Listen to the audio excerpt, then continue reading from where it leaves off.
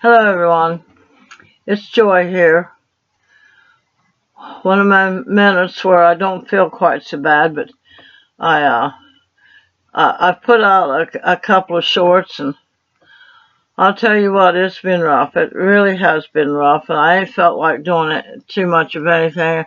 I try to keep the clutter picked up around me, and um, uh, try to make sure that I'm not stressed out any more than I have to be, because the fibromyalgia stress will trigger it big time. And well, it doesn't matter what kind of stress it is. If it's stress because of clutter, if it's stress because of people, situations, or whatever. But I know I've talked about different variations of being prepared, and but are we ever really prepared? So being prepared means a whole bunch of different stuff. Um, like, okay, say, for example, I ran out of propane last night.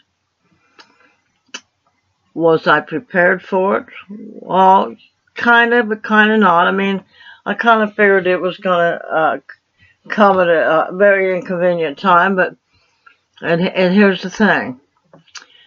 I had just paid off 2 credit cards, and sometimes being prepared is that we unconsciously prepare ourselves for what can or may come, or you don't, things you're not expecting, and different things like that. So, but being prepared can mean many different avenues. The emotional, what was I prepared emotionally to get my surgery on my knee? Well, you kind of think you are, but when it gets there, you're not really.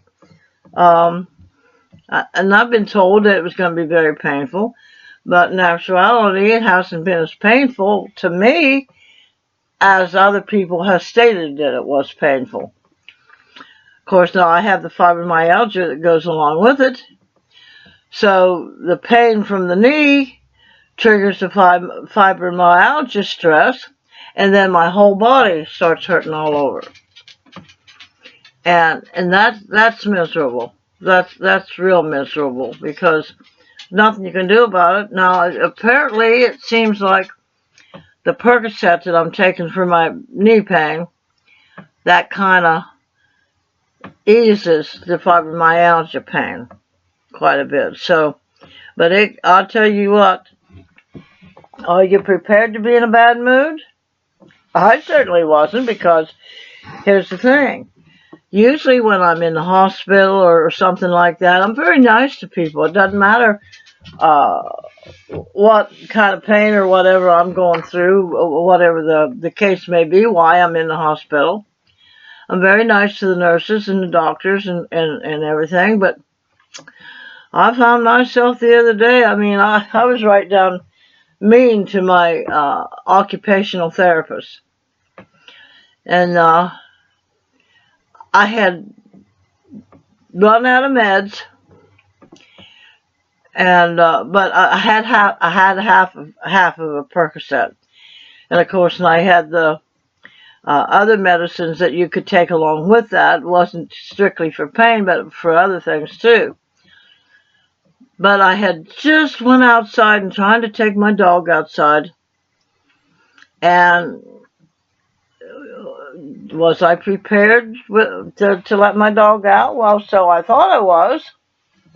But sometimes it's sort of like when you got stereo wires, and the computer wires and all of that stuff, and you think you got them all separated, and somewhere in the mix of living, the tangled up fairy tribe comes out and tangles up all your wires and weaves them in and out, and now how did that happen? Well, I go for her leash, I got a long enough cable that it took me a little while to get her to learn to go down the ramp, because she was just jumping off and then getting tangled around that way. Well, she's still getting tangled. And there was still stuff around the area there that lead was getting tangled up in. Well, and I was mean to her. I mean, I didn't hit her or nothing like that. But I was mean, and because she couldn't understand what I wanted her to do. And she kind of thought that when I was tugging on the chain that that I wanted her to come in, when that wasn't the case at all. I was just trying to untangle her. And the longer it went, the worse it got. So the time I got her back in the house and got everything, I was agitated to no end. And of course, I later on went to her and told her, I'm sorry for being so raunchy with you, but it was time for the occupational therapist to come. And I'm sitting in my chair trying to relax after all that, and she knocks on the door and comes in and says, "Hi." Now, I didn't say anything to her. I'm busy trying to get my little scratcher here, back scratcher, to reach behind me and bring the heat down. And she said, I said hi. And I'm busy doing that. I said, "Don't say hi to me. Can't you see I'm busy trying to do this?" That's not me, not really. But I was in such pain and such agony over me just now treating my little sassy but badly. And the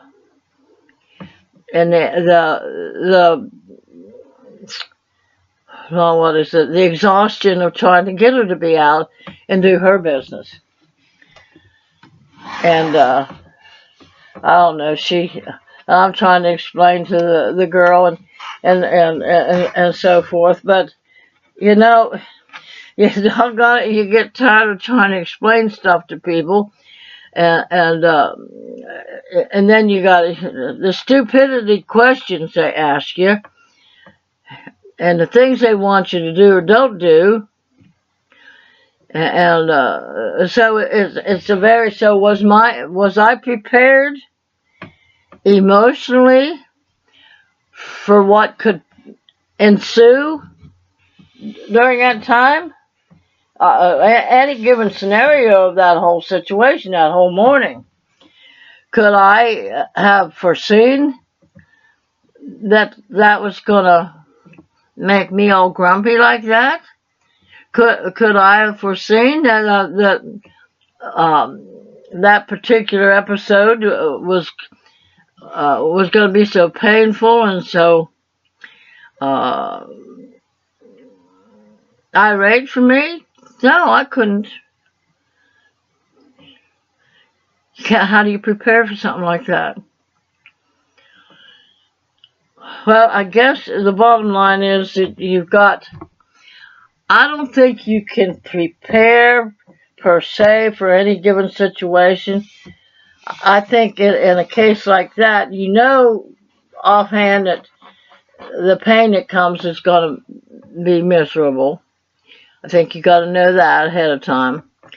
Just because we're strong, and there's some people that are got high tolerance to pain where others don't, and it varies with each person. So you got to go know yourself well enough to know, how am I going to react to any given situation?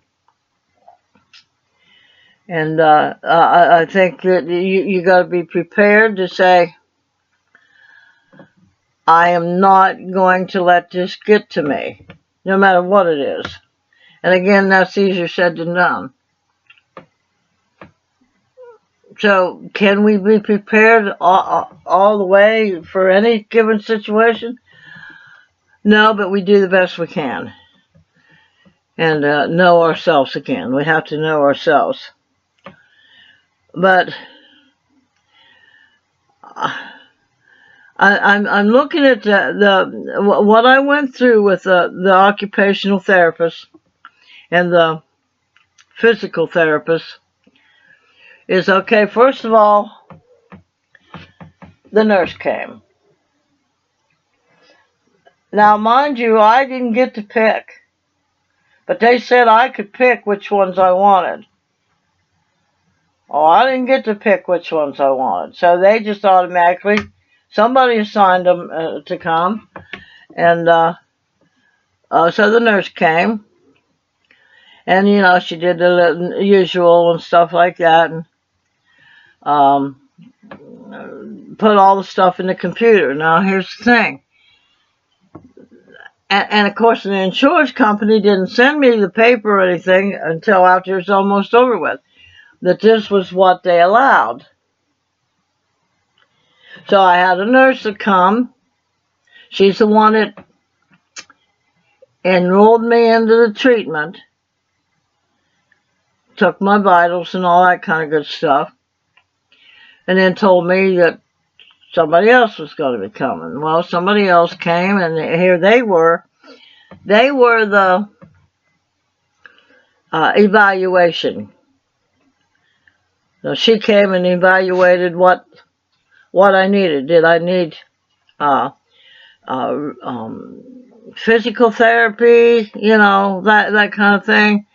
And then she did a few exercises with me. She showed me how I get in and out of bed, and what kind of exercises I can do while I'm laying there, and so forth. And then the next day, the physical therapist came. Now, did they do any work with me? No, not really. They spend most of their time putting the information. They take your vitals and stuff like that. And most of their time spends only half an hour. So 15 minutes of that time is taking my blood pressure and all that and putting all that information into their tablet or whatever it is. And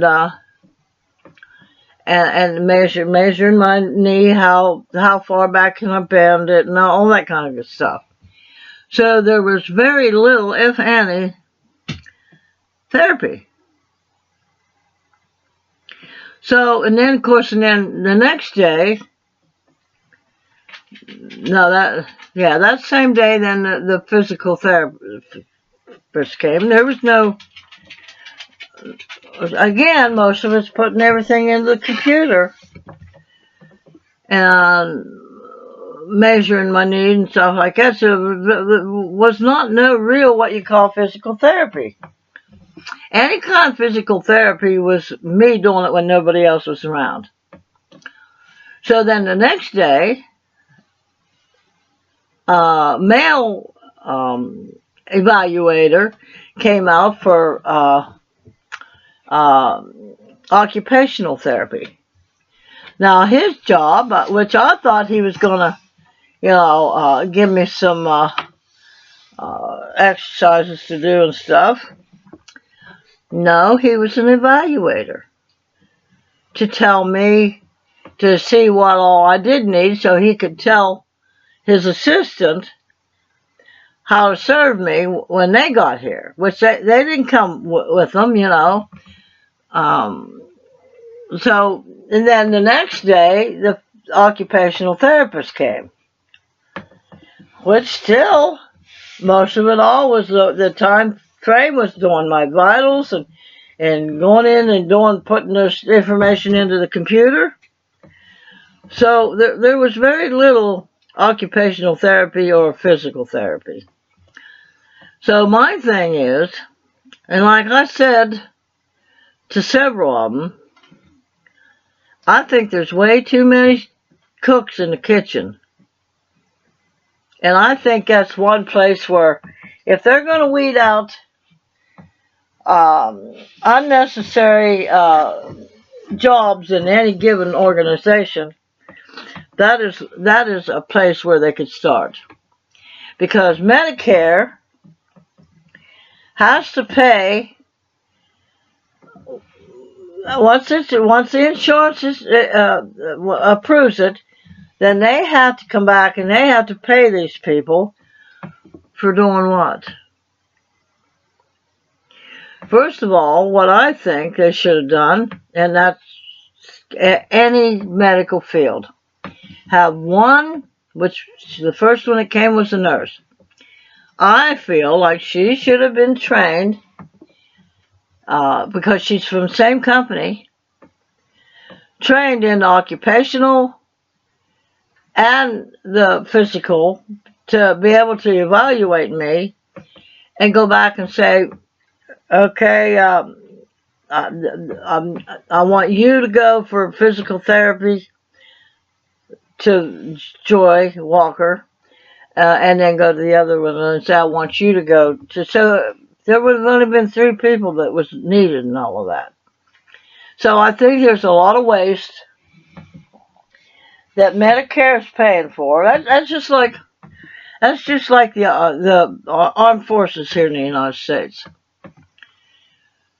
Do you realize how much money that these our military is charged?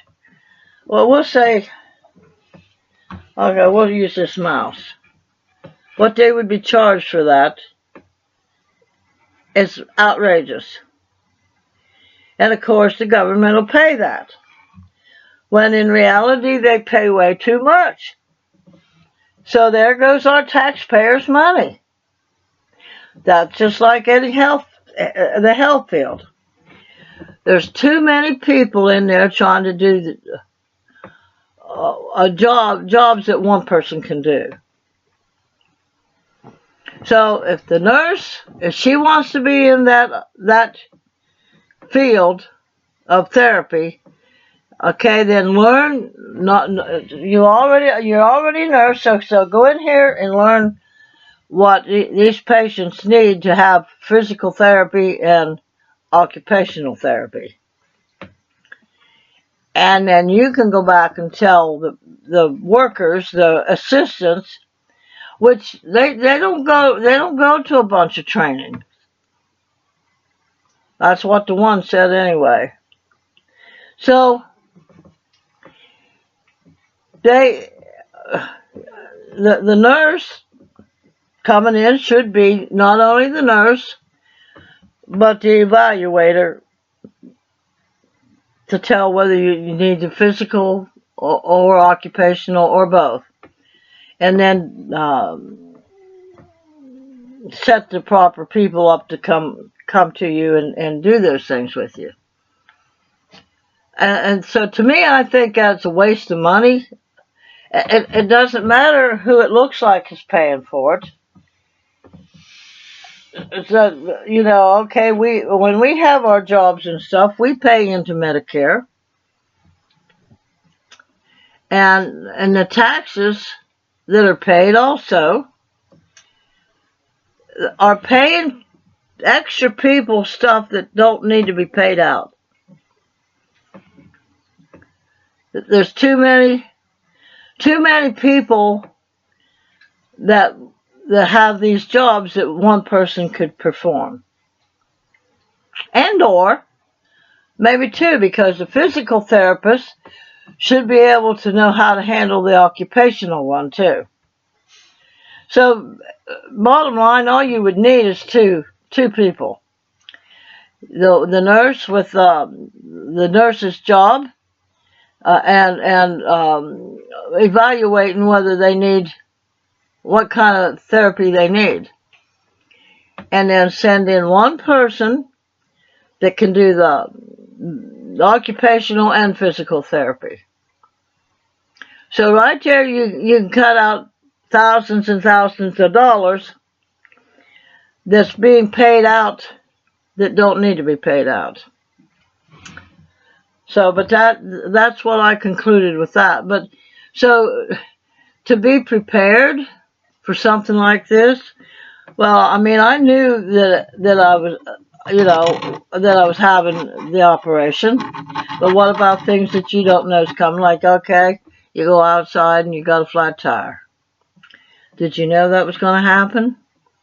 No. Well, do I have a spare in my trunk of my car? No. Got a donut. Maybe you have a donut, maybe you don't have a donut. Well, I can't change it, that's for sure, so how am I gonna, alright, well, and I know it costs money. Anything costs money nowadays. And if you can still have family right here, but they're off working, how are they gonna help you? Well, AAA, you buy it, and you call them up, and they come out and they change your tire for you. Or they take your tire and get it fixed or something like that. Whatever, but they mostly put the donut on if you have a donut. But if you don't have a donut, then how are they going to help you? Well, I guess they tow you into a garage if that's what you choose to do. So, especially when you're alone. If you're alone and you drive, then you prepare yourself for things that could go wrong. So if you're going to be a driver, then you make sure you have spare tires in your car. You make sure you have AAA, something similar, that you can call that is going to be able to get you to where you need to get that tire fixed. Or you run out of gasoline, whatever. So, and these programs, they allow you so much without paying any extra. You just pay for the service. So there's a lot of ways that we can prepare. Now, I've been watching my daughter and her job. She's a case manager for people that have mental health issues, and all their wants and all their needs that needs to be met for them to live a reasonably comfortable life. A home, find them a home. And of course, in a lot of these people, because they have mental health issues, have made wrong choices to get them to where they're at. But I think we all make wrong choices to get us to where we're at or not at. That's just like homeless people. And then a lot of people talk about, well, they're homeless because they were put out of their house or they lost their job or things like that. Well, you're going to see those things coming or not coming. You know what I mean? You got it. That's what I'm saying about watch what's going on around you. Because if your landlord comes to you and say, well, your rent's going to go up to $500 more in 3 months from now. And you don't just sit there and wait. You start putting, if you want to stay there, you don't sit there and wait until the day comes. What do? You start trying to find ways. If I decide to stay here in this rental or apartment or a house, then what are the steps I need to do to be prepared to do that, to stay? Well, if you got a job, then start scrimping, which that's what you should be doing anyway. Don't wait until it's time for payday, and you pay all that money to rent, then you have no money to live on. Take so much out of each paycheck to make sure you've got that rent for the following month. And so that's when you're not prepared. Yes, you make wrong choices. We all make wrong choices. So we've all got to get ourselves together here and say, all right, now my rent's going to be changing here, so what can I do about it? And everybody's different. Some people get paid once a month, like I do. But YouTube now will pay me once a month. And there's people that get paid once a week, and there's people that get paid every 2 weeks from their jobs. So instead of, okay, you go in a place and you pay the rent, and then most people wait until it's time to pay the rent again, and then they take the money that's out of that paycheck and pay the rent, and then they have no money left over to live on. You've got to be disciplined. You've got to make the right choices, sound decisions, and know, okay, well, I don't want to have to take all my money out of the paycheck just to pay the rent. So you got to start dividing that paycheck up until maybe, okay, you get paid twice a week, or you get paid every week. Take enough money from each one of them to put in all your bills and what you need every week. And in other words, a budget. Don't try to pay your rent all up front and then you have no money left over. Always keep a roof over your head, no matter what. And if you want to move someplace else, then you got to plan for it. You got to make those right decisions.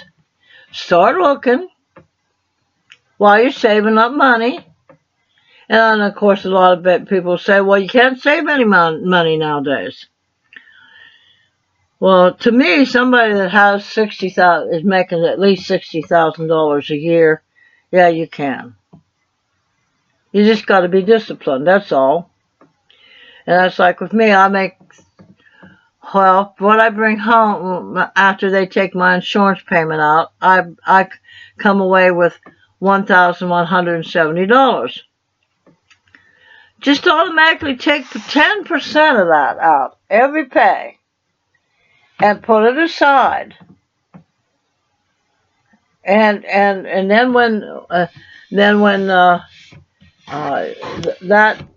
time comes, then you've got the money to do whatever it is that you need to do it with.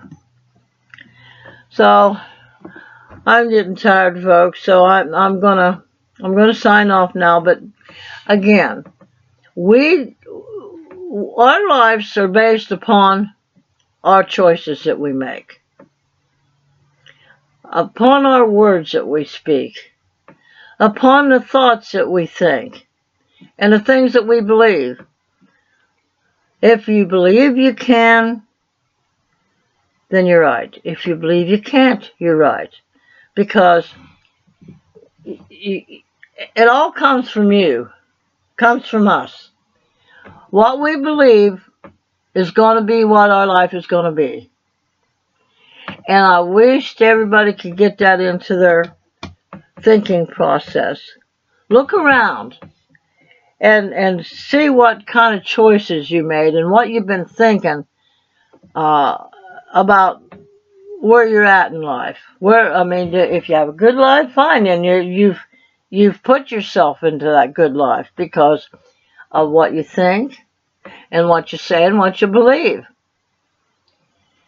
So if you believe that nothing good's ever going to come to you, then nothing good's ever going to come to you, because since you believe that, you're not going to be able to think outside the box, because you've already got your mind made up. No matter what you do, it's not going to turn out good. If you believe you're poor, then you're going to do things that's going to continue to keep you poor. If you believe you're abundant and you can always pay your rent or pay your mortgage, then you're going to make those steps and those moves to make sure that that's all done.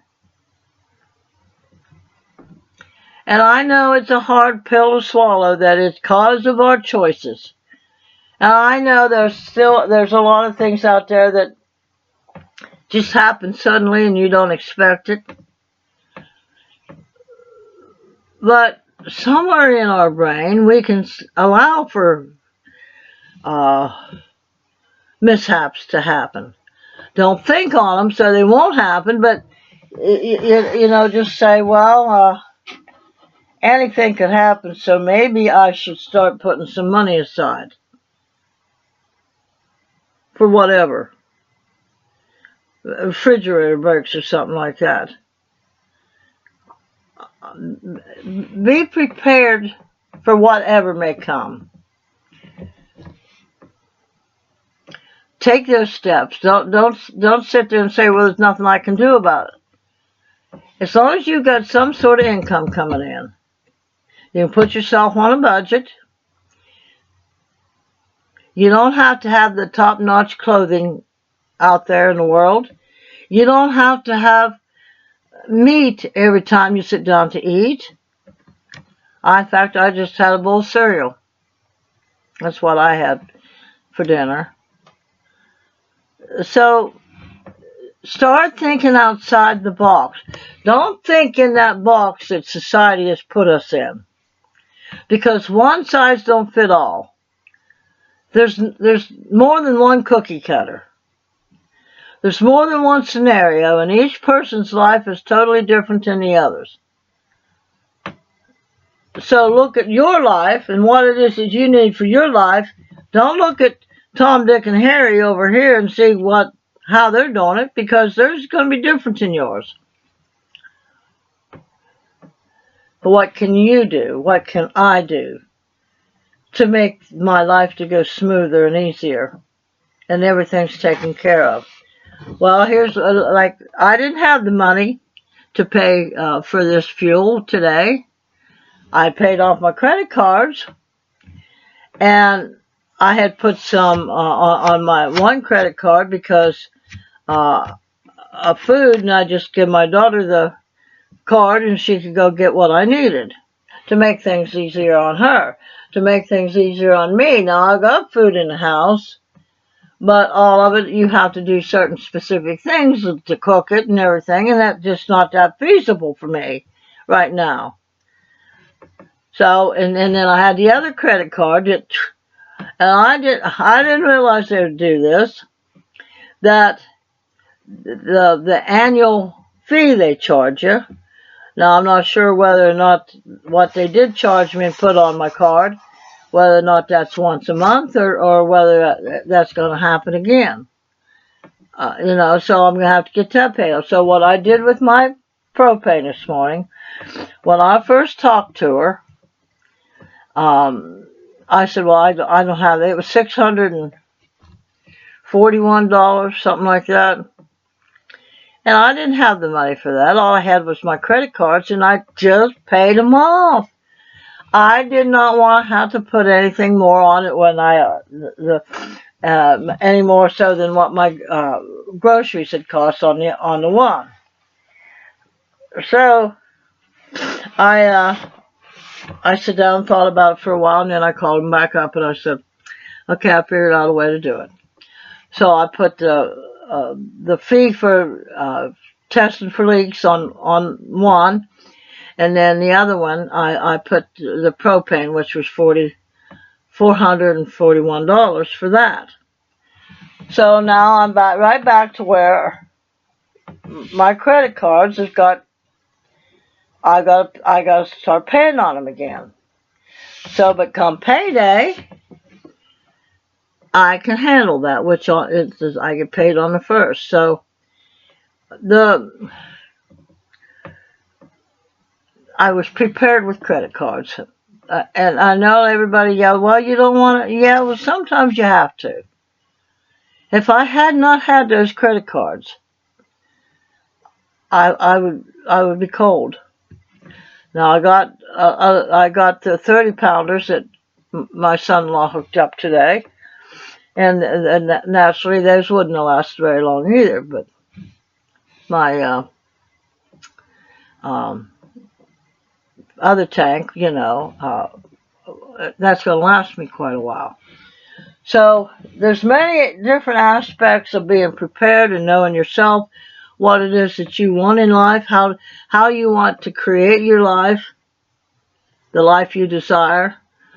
Well, the life you do, nobody wants anything bad to happen. So, but here's the thing: you got to start thinking about what you're thinking about, what you believe, and what you say. So, but I'm going to go now because I'm really getting tired. My leg's hurting.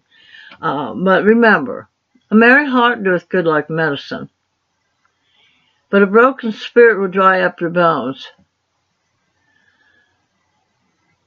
Try not to do anything that's going to break your spirit.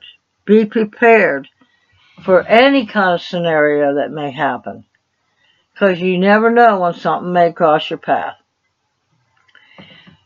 But if you believe you can, or if you believe you can't, you're right. You're going to have it either way.